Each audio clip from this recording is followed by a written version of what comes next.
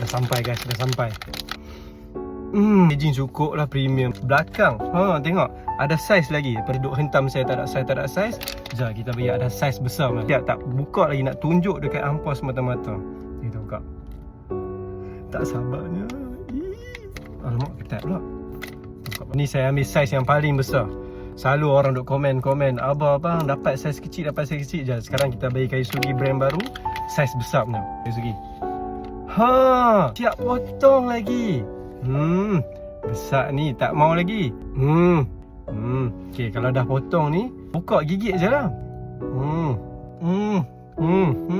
Sedap tu rasa ni. Untuk orang yang first time rasa kayu sugi, memang rasa dia tak sedap. Tapi bagi orang yang dah biasa dengan kayu sugi, rasa ni first time dia rasa, dia akan rasa rindu dan sedap. Tak lah nak besar macam mana lagi. Korang tak payah kecewa dah lepas ni. Korang boleh tengok saiz mana yang korang nak. Yang ni saiz yang ni, yang paling besar. So saiz ni memang puas hati. Lepas ni beli kayu sugi dah tak payah takut dah nak dapat saiz kecil atau besar. Dah order besar, InsyaAllah datang yang besar. Siap potong lagi. Tengok kat bawah.